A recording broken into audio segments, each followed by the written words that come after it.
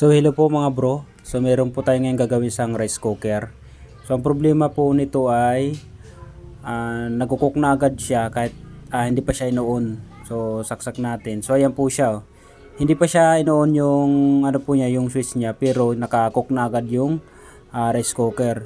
So malimit dito mga bro, nangyayari lagi nasusunog yung ating sinaing yan. No? Sobrang init po niyan. Hindi pa siya naka-on pero nagkukok na agad. So, sobrang init po niyan. So, ang tendency lagi nangyayari sa ganyan, lagi sunog yung ating sinaing.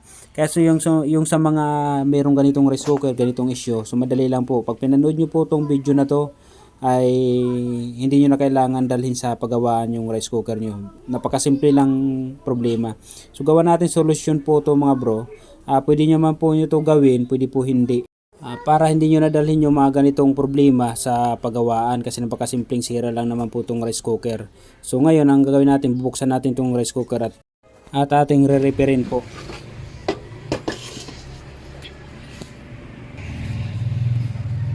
So mga bro, so nabuksan ko na po siya. Ayan. So tingnan naman po natin ito. Okay naman po siya. Inoon, okay po. So ang ginagawa ko po dito na diskarte, ito po mga bro. So ang linya po na to, may tinatanggal po ako dito. Itong linya na to, so papunta po ito sa isang source po natin na nanggagaling po dito mga bro. Ito po yun. Ayan, so diretso po yan dito. Ayan, so dadaan po siya dito. So pag sinitch po siya, ito. Ayan, diretso po yan. Pag inon nyo po to, ayan po. So magkakameron po siya connection dito sa ilalim na to. Ito. So diretso po yan dito. Ayan. Pagdating dito, bago rin po yan makatawid dito sa kabilang linya, so mag-uon din po yan dito at diretso na po dyan mga bro. Ayan, dito dito at diretso na po yan dito sa heating plate po niya mga bro. Yan, so nangyayari kasi dito, kaya hindi pa siya naka-on yung switch na to, nakahook na agad. Bakit po mga bro? Ito po may problema.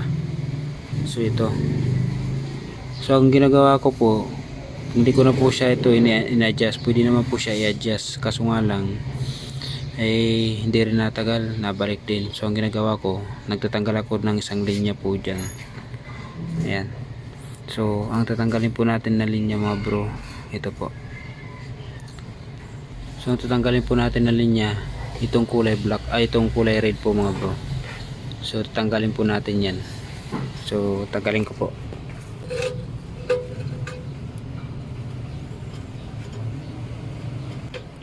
So yan mga bro, so natanggal ko na po siya. Yan. So ngayon ito, ibabalik po natin itong dalawang linya po. At ngayon testing po natin mga bro. So tinanggal ko lang po dito yung taas na nasa linya mga bro, papunta dito. Ayan, kasi ito dinisable na po natin to, kasi ito din po ay switch din po ito mga bro. Ayan, ang nangyari kasi dito, naka-on na po yun doon sa loob, nakadirekta na, kaya meron na siya contactor diretso dito. Ayan, so dinisable po natin to mga bro. Ayan, so testing po natin, saksak. So yan mga bro, so naka-warm na po siya. Ayan. So magkukok po yan pag tinaas niyo po yan. Ayan. So yan, nagkukok na po siya. Hindi kagaya kanina, hindi pa siya ino-on yung switch, cook na agad po siya mga bro. So ngayon, hindi pa natin ino-on yung switch natin, warm pa lang muna po siya. Yan dapat po ang rice cooker, bago po siya i-on, warm lang muna pag inon nyo po siya, ayan, nag-cook na po siya. Ayan. So ayan mga bro, kanina kung hindi pa natin to tinanggal, isa lang pong tinanggal natin na isang connection lang po. So ito, nung hindi pa natin tinanggal, so nakakook na agad siya kahit hindi pa ino-on tong switch na to. So yan lang po ang sekreto mga bro. Ayan, lalo sa mga baguhan or nasa bahay, para hindi nyo po dali sa manggagawa, lagi sunog ang sinain nyo dahil lang dito. Yan, isang wire lang po mga bro tinanggal ko. Yan. So warm muna at units po natin. So cook na po. So yan mga bro. So yan lang po. Sana may natutunan po kayo sa ating video. So yan. Kasi nangyari dito kasi itong linya to, pag switch ito diretso na po dito mga bro, pag naka connect po siya dito, diretso dito. Nangyari kasi dito, naka-on na siya.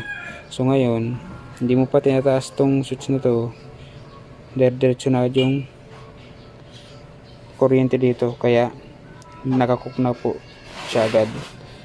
Yan. So ito, disable lang po natin mga bro. So, tinanggalan natin ang connection papunta dito. Kasi ang mangyari dito mga bro, dadaan muna dito, pag switch mo siya, tsaka siya magkakamiron supply. Ito mga bro, papunta dito. So yan. So yan, maraming salamat po ulit. So sana may natutunan kayo sa ating video. So thank you po.